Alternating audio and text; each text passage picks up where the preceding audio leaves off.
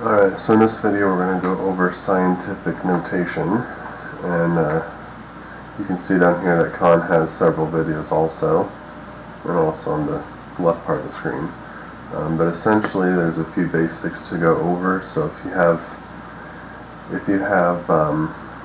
let's say 1.0, if you have that multiplied by any number here, like 3, that means that this 1.0 or 1 is going to be multiplied by 10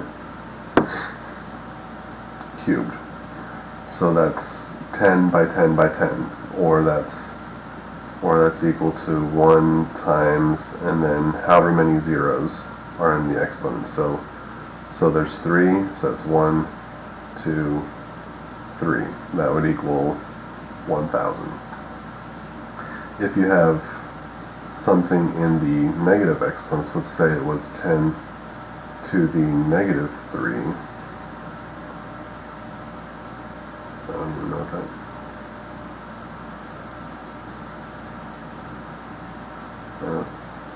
Okay.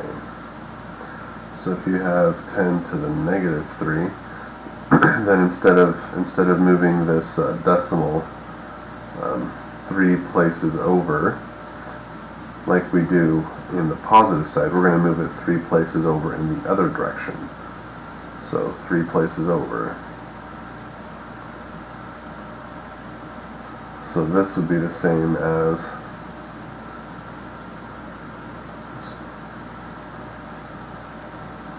that.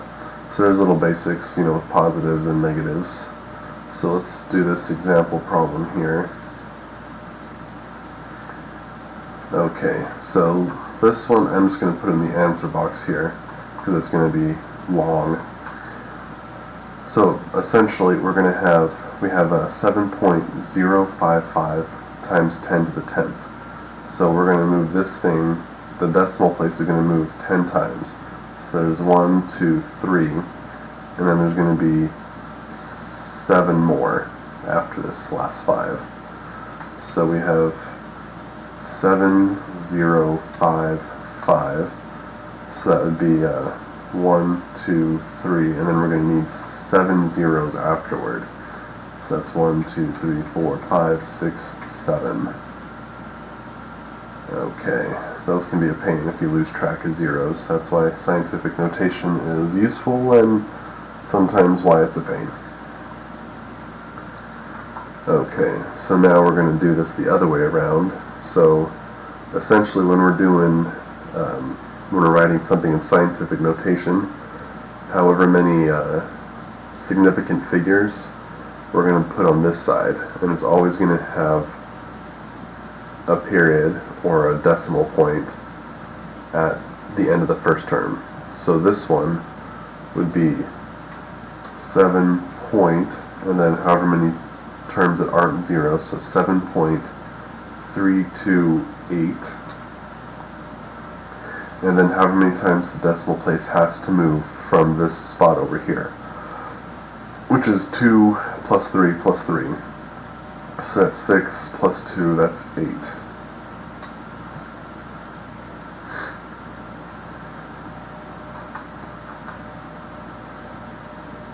Alright, maybe there's some harder ones. Let's practice again. Scientific notation. So this is a chance to use our negative numbers.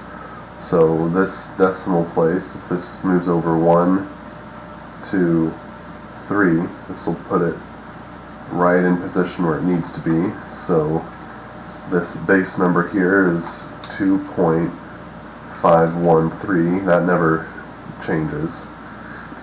And then this moves over 1, 2, 3, and that goes in the negative direction. So that's negative 3.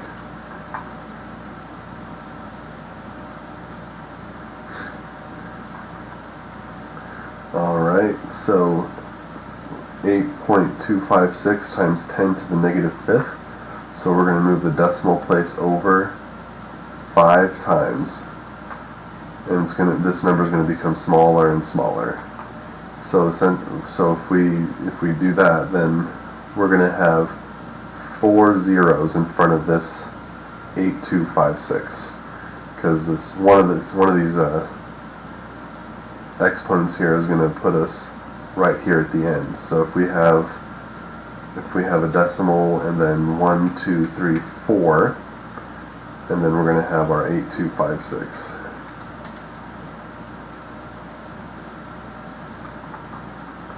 Alright, so it's always easy to start with the numbers here, the base number. So 7537, 7537, and then we're going to have total of 8 movements from the decimal point. So we have 3 movements over here, and so 3 plus 5 is 8, so we're going to have 5 zeros at the end of this. So 1, 2, 3, 4, 5. Okay, scientific notation, so goes all the way back over here to this 9. So we'll write this base number as 5.019, and then this decimal has to move from this point right here, the total of 1 plus 3 plus 3, so that's 7.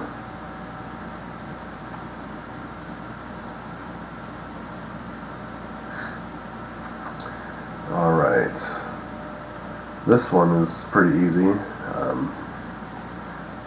So we're going to have the decimal point, like always, is going to be one place after the first significant figure.